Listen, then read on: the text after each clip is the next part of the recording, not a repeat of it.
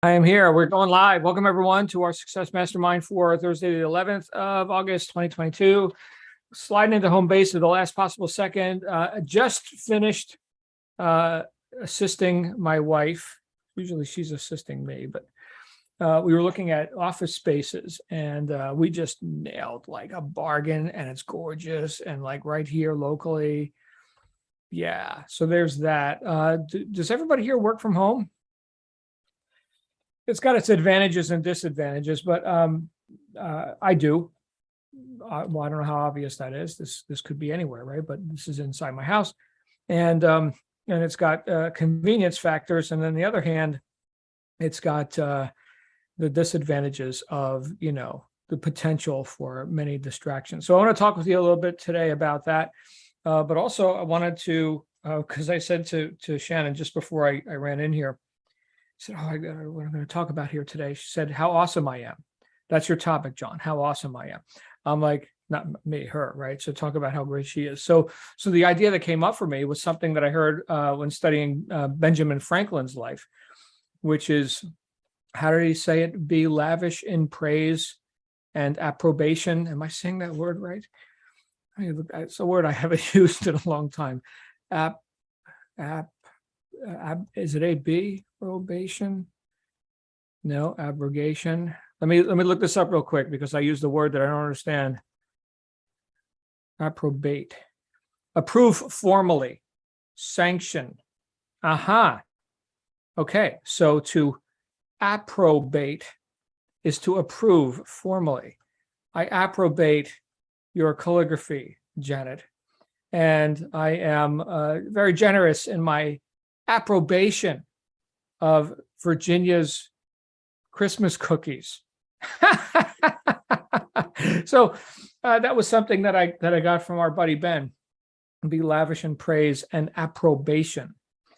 Now you know. So I want to talk with you a little bit about that today, because as the old saying goes, you catch more flies with honey than vinegar.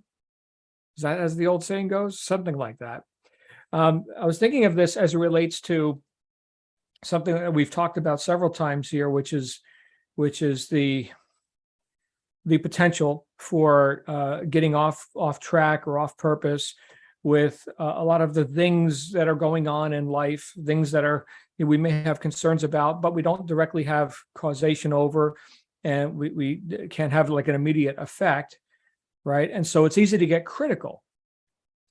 Speaking for myself, it's easy to gripe about what's wrong here and there and everywhere. And with one of the book that we're reading right now in our book study group with Dale Carnegie about how to stop worrying and start living, one of the things that I'm reminded of is that, of course, we get what we focus on.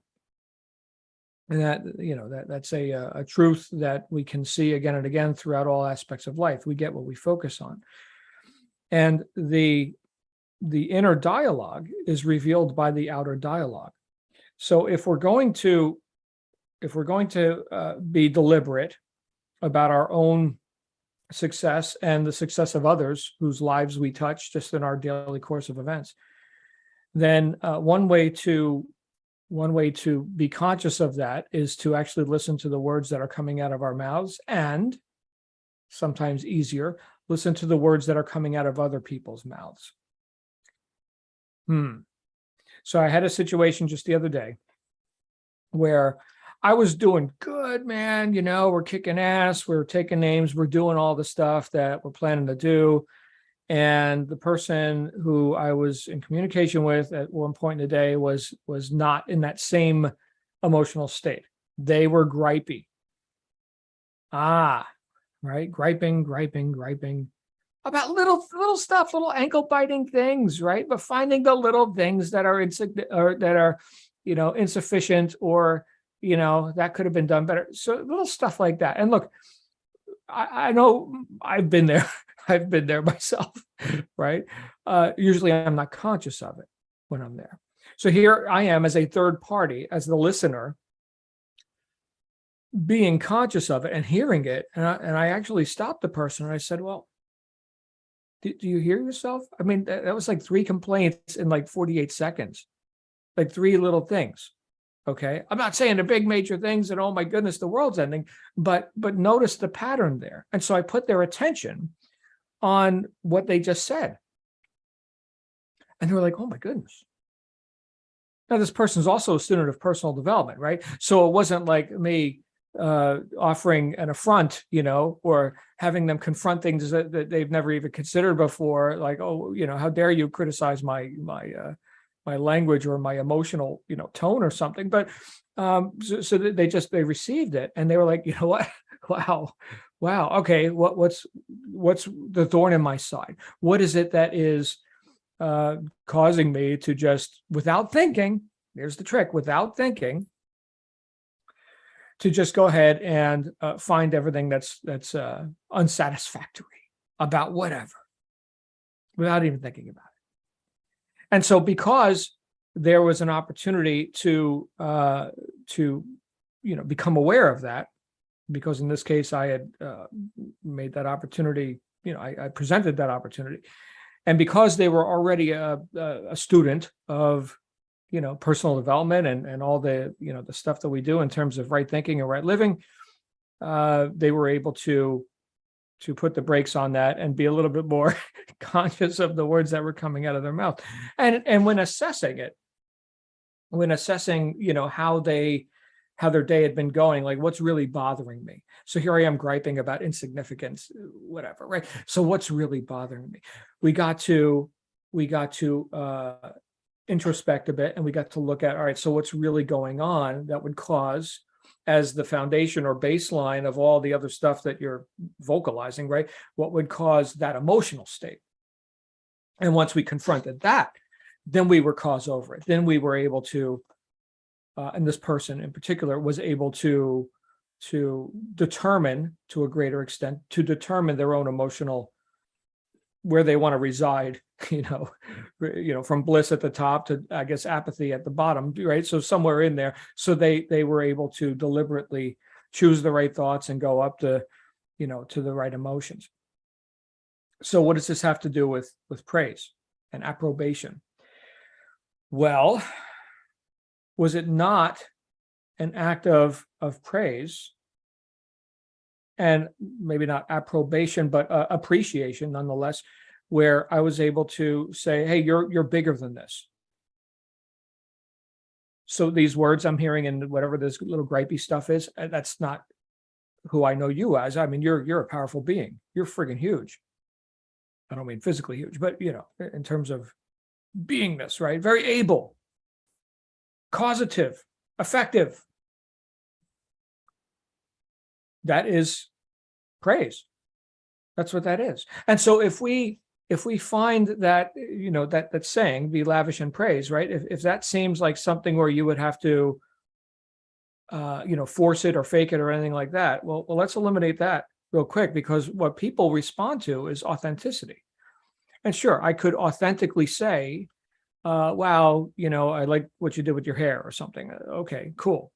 So finding something right about a situation is something in each, present time moment we can choose to do. And obviously, this works very well in interpersonal relationships. One of the other books that Dale Carnegie wrote was How to Win Friends and Influence People. And he talks about this sort of thing too. In fact, that's maybe where I even got the Ben Franklin quote. But the idea that we can have an effect on people's moods and their liking, not just of us, but of themselves, by finding that which we like about people, that's big. Now, we can practice with this. Let's say you're a solopreneur, you're just working in your workspace, and whether it's in your house or you rented an office space or something, but you can find what is good and right about the space. There may be 10% of things that are unsatisfactory, wrong, whatever, right? Not optimal, but that means there's 90% of things that are good and right. Now, I can look, I'm looking at a computer screen right now. Here's the camera, I'm looking at you, right? So I can find, well, what's wrong with this machine, right? What's not optimal? What would I like better? I'll tell you right now, there's a $3,000 MacBook Pro, and the keyboard is what Mac thinks the keyboard should be, and it does not have the number pad on the side. No number pads on MacBook Pros. I would use the number pad a lot. And I am griping now about it not having a number pad. And holy crap, if I only had a number pad, well, that is a minor thing compared to all the other stuff. I run multiple businesses on this computer. Holy crap, if I need a number pad, I could just go right here. Let's say I want to do some math or something. Here's a shortcut, and it's called calculator. And bam, there is your number pad. Now it doesn't input into this machine. There actually are ways to copy and paste across machines. So I don't know if you knew that. Little shortcut for anybody. If you got both machines, let's say an iPhone and a Mac up and running at the same time, with the modern operating systems, you can copy from one. So on a Mac, it's Command C to copy, right? So whatever you highlight, Command C, and then go to your other device and click wherever you want to drop it. And then a little menu pops up, paste. And you just pasted. I just taught my wife that just like 3 days ago. She was like, oh, you can do that? I'm like, yeah, because here she is trying to type like social media stuff, right? Typing and oh man, backspace. No, that's not quite right. I use a full-size keyboard. I type my stuff and then copy and then bam, drop it. Done, right? So I'm not sitting here like a 16-year-old Korean girl with magical thumbs or something. They're amazing. You ever see those Asian girl? They were so fast on phones. Anyway, what the hell was I talking about? Oh, right. So the machinery in this case has no emotional, it doesn't have good days or bad days, arguably. So whether I'm critical of the machine or not, right, it has no response, but who's experiencing the criticism, who's experiencing the displeasure or the appreciation of the 90+% of things that are right with it. So the practice that we can do, let's say it's just you all by your lonesome in your little, cocoon or something, right? You could look in that environment, even with no people, and you can find things that are praiseworthy. So this is a habit. Here's the point, everybody. To be lavish in praise and approbation is something that we can build up on a gradient and we can do habitually. And then it becomes less of like, I have to consciously think about, or let me remember, or like a forcing kind of thing, or something inauthentic. Any habit that you have right now is something that you authentically display and demonstrate, like for real. You actually habitually do that stuff. There's no faking it. There's no forcing, right? Forcing would be, I guess, the opposite side of the spectrum of something you habitually do, right? So here we could say is an automaticity, effortless, thoughtless, and here we could say is a forced, contrived, major effort kind of a thing. So you see that how far apart they are, right? So can we just move that, closer, the idea that we could find what's right with stuff? Can we just move that closer to the habitual side rather than the, forced on occasion when I don't forget a million times?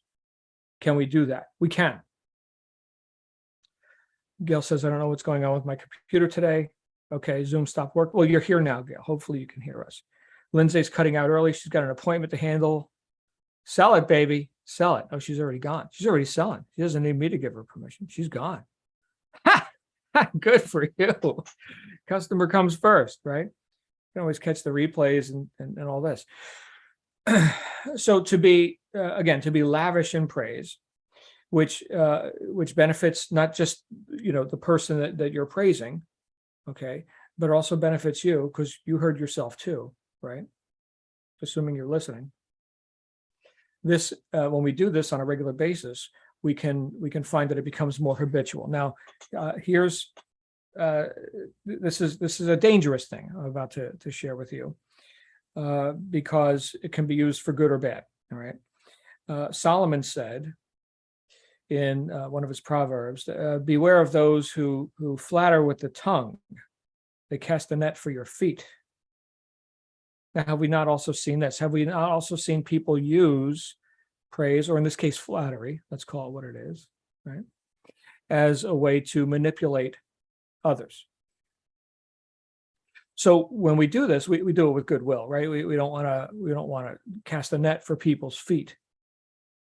But don't assume, here's the flip side, don't assume that because someone may be praising or what occurs as flattery to you, that they always have your best interest. I'm not saying walking around being paranoid. Okay. I'll give you one example. I've been in many sales pitches. Okay. Not just me selling, but also me buying, right? And who hasn't, right? We've bought and sold stuff all our lives. So one of the things that I found that I've taken a personal issue with as a point of flattery is my watch. So I have, this happened just yesterday. Okay. And it wasn't like a flattery kind of thing. It was an authentic, appreciation kind of a thing. I don't know if any of you remember, I bought this watch maybe 6 months ago after making like $1,000 on eBay in an hour from posting some old heavy metal t-shirts, and it was like $1,000 watch. I'm like, I'm not going to buy the watch, whatever. And then it was like, I'm going to post some stuff that I'm never going to wear again, so other people would appreciate it. And it was like bidding war. It was unbelievable for like old heavy metal t-shirts. Okay, if that's your thing. I wanted this watch, right? I think it's cool. And so I was in the diner yesterday. We got diners here. I'm back on the East Coast. Yeah, diners, 24 hours a day. Papa's New York Diner on 60 on Gulf to Bay Boulevard in Clearwater. Right when you come off to Tampa Bay, you're going towards the beach, right? Clearwater, bam, Papa's open 24/7. Breakfast 24 hours a day, right? Gail, you want your French toast at like 2 a.m? No problem. Papa's Diner. Now you know. It's a little dump, but man, anyway. And the guy behind the counter was like, oh man, that's a nice watch. Right now, he wasn't trying to get me to like him or be, flattered or more open, but I was talking about watches. He's got a different watch. I was like, yeah, I remember, those other models of watches back from the 1980s and stuff. So that was an authentic thing. But if I'm sitting like in a boardroom or something and about to receive a pitch and somebody's like, oh man, that's a great watch, right? What kind of watch is that? And my spidey sense the tingling starts to go a little bit. It's like, oh, you're focused on that. I mean, they'd probably wear a nicer watch than me. I used to spend a lot of money on watches. I had like a $12,000 Zenith, Grand Chronomaster. You know what? It doesn't even really keep time that good. You got to wind it up, and it's pretty. It's art. Probably my most used watch right now is $300, right? It's another G-Shock. This is a G-Shock. And because they're indestructible, you can smash them into stuff and vibrate the hell out of them with tools and riding Harleys and snowboarding and shooting guns in the desert. And hey, who gives a shit, right? It's good utility watch. So I've adjusted, right? I've sold off all my not good, but expensive watches to other people who could appreciate them in present time. I currently don't, right? But the idea that people could find, and again, this isn't to make you paranoid or anything like that.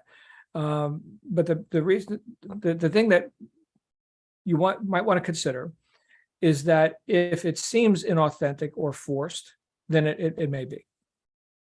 Now, some people are just awkward. Let's say you started doing this stuff and just, let's say you're in the grocery store or something and you compliment, the cashier on their manicure. I've done that, by the way. Okay. So what does that mean? What does it mean? That's the thing that goes through people's minds. What does it mean that person's complimenting me? Well, and there are people who won't do this because, well, what will they think if I give them a compliment? This is kind of sad. It's a modern society thing, but if I compliment the girl on her manicure, what does that mean? That I'm like, trying to proposition her or something? Hey, right? So there are some imagined, meanings or boundaries or whatever that don't need to be that way, right? But in modern times, a lot of people tend to keep to themselves and not express themselves, including the appreciation or the praise, right, that they might express, because what will they think? Because, there's a lot of insanity going on in the world, right? People think all kinds of weird stuff. So I think the most important thing for you is, out of all of this, is to assess what your motivations are, right? Is there an agenda there? And it's okay if there is, right? It's okay. Part of the agenda can be, just that I'm practicing, finding what's right in the world, right? So that's certainly part of any agenda, right? And if it is, let's say, a thing where you're looking to build rapport with someone in a way that they would be more, accepting or cooperative of what you want to offer them, then just don't occur as, the flattering person who is just, accosting people with your whatever it is you intend to offer them. But definitely honey beats vinegar, I guess, is the bottom line for all of this. Honey beats vinegar. And look, none of us are perfect. None of us are walking around. Well, some of you may disagree with that. I'm not sure. Okay, but none of us are walking around, on water, levitating and whatever, right? So all of us have things we could improve. So the point is, inwardly and outwardly, the communication we have can and should be most often what is right, not what is lacking or what is suboptimal. And if we can do that with machinery, and we could do that with other people, we can also do that with ourselves. And I'd say, as long as you're honest with yourself, right? Therefore, not casting a net for your own feet, right? Not just flattering yourself, but actual honest self-appraisal, also known as humility, right? If you get real with yourself about, hey, these are my strengths and I'm freaking awesome at these things, then that builds you up and makes you more attractive with others that you meet in the marketplace, online, whatever, right? Because you're sold yourself, right? Back to the concept of doing business, marketing, sales, right? Sales itself is the transfer of enthusiasm. Well, I've got to be sold for me to be enthusiastic. So I'm selling myself on me, and therefore I am not needing you to validate me or tell me, how nice my watch is or something, right? I already know. Okay. So you just got to find the, I guess, find the threshold there between what what you authentically know is good and right about yourself and with other people, right? So as you do to yourself, you do to others. And then see how you can elevate that authentically and on a gradient, right? To find more and more things that are right with yourself and with other people.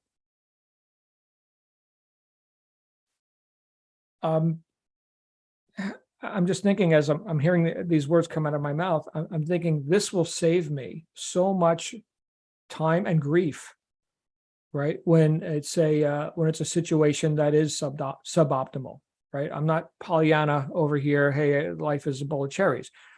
But if I go into any situation that is suboptimal, that is a problem, that is whatever, right? If I go in there and I look for, well, what is right about it? Because this is the law of polarity, right? If something's wrong, that means something's right, right? And as the pendulum swings, let's say something's really, really bad.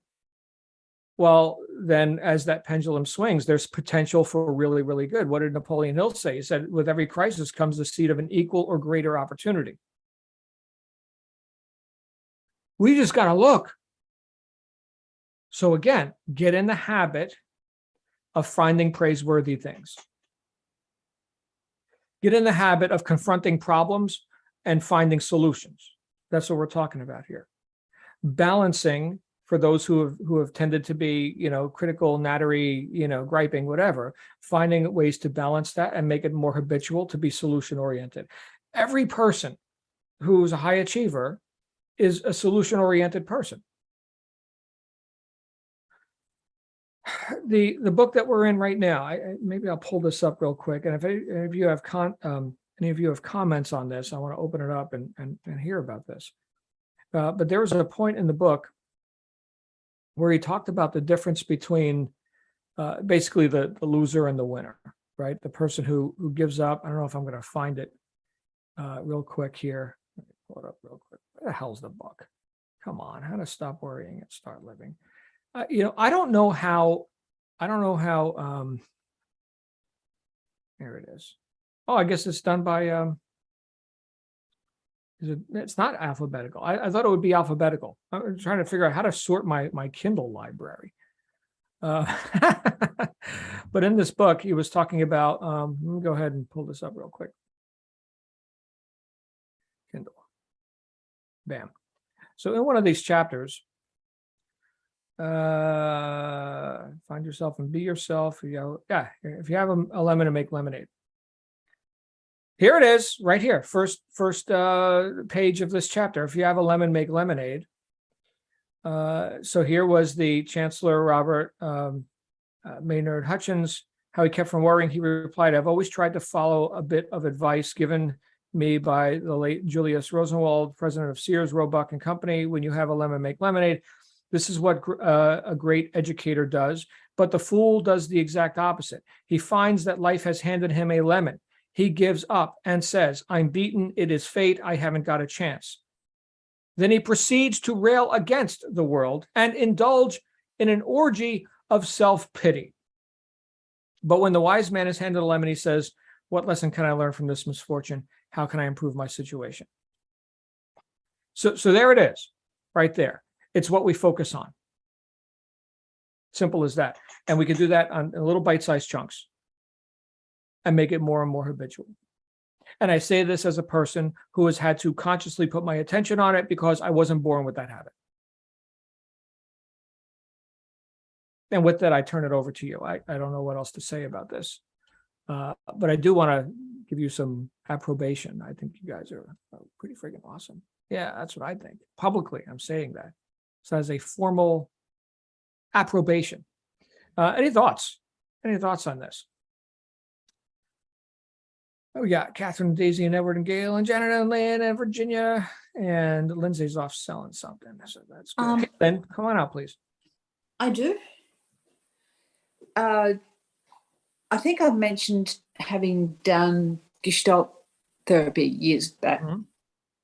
One of the things that the therapist said was that we all walk around with pockets full of compliments and none of us distribute them. And it was like, just what you said, and it's like, of course. And I really took that on board. And it's like, it's such a little thing to say to somebody, "Oh, your nail varnish looks fabulous," or, "Gosh, what a nice hairdo," or whatever, with no agenda. And it actually has to be with no agenda. And that's the thing that makes it authentic. And the pleasure in just seeing people just, "Oh, thank you." And that's the kind of, that brings me up. And that you can see, like, I do it at work for absolutely no reason other than it's true. And you see people walk off taller. And it makes me feel good. It makes them feel good.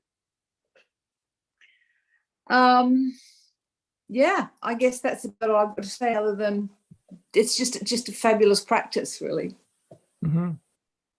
Well, I don't know if you're reading the book, but there was a part in there where he said he's walking down the street and he admires someone's dog. "Oh, that's a beautiful dog you have, sir," right? And as he's walking on, he notices the person walking the dog has now stopped to, give the dog some praise as well, right? So praise begets praise. And what goes around comes around. And I don't know how to account for all that, but that's what happens. So thank you, Lynn. Glad you're here. All right. Any other thoughts on this? Any praiseworthy stuff that you'd like to make known right now? Tell me how great something is. Janet? Good morning, John. Well, I think some of it is timing. It is difficult, I would say, between male-female thing where women are we get kind of tired of people trying to pick us up. Even though if no one's doing it, then that's another thing. but sometimes, and I'm not sure what Lynn's situation was, but if you say, oh, you know, your nail varnish or your nail color looks really great on you, and there's just like a moment of pause, and then I have this report here. I'd like to share with you. You know that that's not a pickup line between a man and a woman. You know that person's not just trying to. Sometimes we wait for a reaction, and sometimes the reaction time can be short, and then we go on to what we're talking about. So it's a very sensitive thing, really. It's a nice thing. It's nice to always find, maybe you don't particularly like what they're wearing, but you say, that color looks really good on you. It's not like that's just a great outfit, but the color looks good, but I'm trying to think, when I was teaching dance a couple thousand years ago, I had a student who would she would have something nice to say every day, and did lift your mood, it was, but her demeanor was, she was just, her heart was open, she was out there, she was just being, but she wasn't just being nice, she meant what she was saying. There is a difference, like, let me think of what I can find out to say to say to this person. Yeah, maybe that, it's just, the one compliment we don't like is, you look really great today. Oh, what about all the other days? I think the word today is not a useful one, because we're comparing back. So right, that's funny. But it is it's nice to be nice, it's nice to be kind, and or you look really happy, you seem to, you seem to be in or not, you seem, but well, something about you're in a great mood today. You'll not see again today. That's not a good word to use, right. I think. Good stuff. Thanks, Janet. Sorry. Yeah. Good times. Gail has to run. See you, Gail. All right. Anybody else? I'm being lavish in praise. Well, I'm going to praise you all once again. Thank you for being here. Thank you for participating in the conversation of success. I need reminders all the time, right? So I hope you got something, some food for action here today that you can then use today and make that more habitual. So anyway, I'll be back here with you tomorrow for some chicken jokes and Fun Friday. In the meantime, make it an awesome day.